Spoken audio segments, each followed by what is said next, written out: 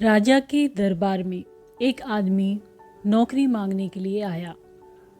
उससे उसकी काबिलियत पूछी गई तो वो बोला, मैं किसी को भी बस देखकर ही उसके बारे में बता सकता हूँ, फिर चाहे वो आदमी हो या जानवर हो, शक्ल देख के ही मैं उसके बारे में बता दूंगा। राजा ने उसे अपने खास घोड़ों के अस्तबल का इंचार्ज बना दिया। कुछ ही दिन बाद राजा ने उससे अपने सबसे महंगे और मनपसंद घोड़े के बारे में पूछा तो उसने कहा, महाराज, यह घोड़ा नस्ली नहीं है। राजा को हैरानी हुई।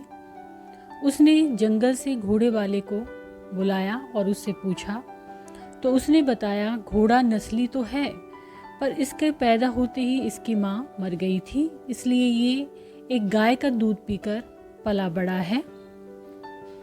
राजा ने अपने नौकर को बुलाया और पूछा, तुमको ये कैसे पता चला कि ये घोड़ा नस्ली नहीं है?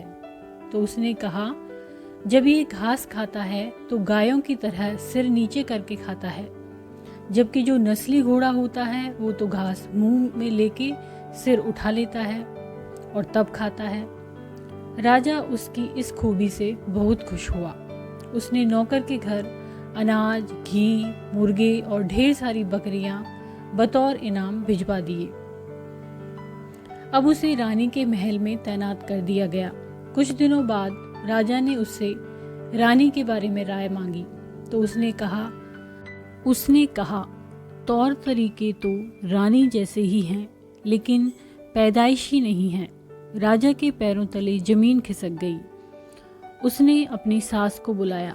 सास ने कहा, हकीकत यह है कि आपके पिताजी ने मेरे पति से हमारी बेटी की पैदाइश पर ही रिश्ता मांग लिया था, लेकिन हमारी बेटी 6 महीने में ही मर गई थी।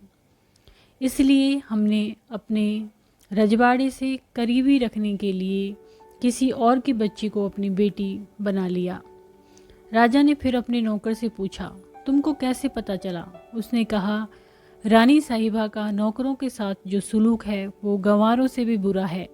एक खानदानी इंसान का दूसरों से व्यवहार करने का एक अलग ही तरीका होता है, जो रानी में बिल्कुल भी नहीं है।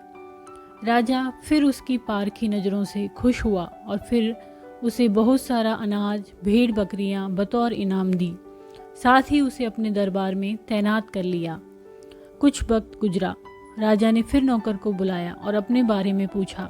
नौकर ने कहा, जान की सलामती हो तो कहूँ। राजा ने वादा किया तो उसने कहा, न तो आप राजा के बेटे हो और न ही आपका चलन राजाओं वाला है। राजा को बहुत गुस्सा आया, मगर जान की सलामती का वचन दे चुका था। राजा सीधा अपनी माँ के महल में पहुंचा। माँ ने कहा, यह सच है कि तुम एक चरवाहे के बेटे हो, हमारी औलाद नहीं हो, तो तुम्हें गोद लेकर हमने पाला है। राजा ने नौकर को बुलाया और पूछा, बताओ तुम्हें कैसे पता चला कि मेरा राजाओं वाला चलन नहीं है? उसने कहा, जब राजा किसी को इनाम दिया करते हैं तो हीरे, मोती और जवाहरात देते हैं, लेकिन आपने भेड़, बकरियां, खाने पीने की चीजें दिया। ये रवैया किसी राजा का नहीं, किसी चरवाहे के बेटे का ही हो सकता है।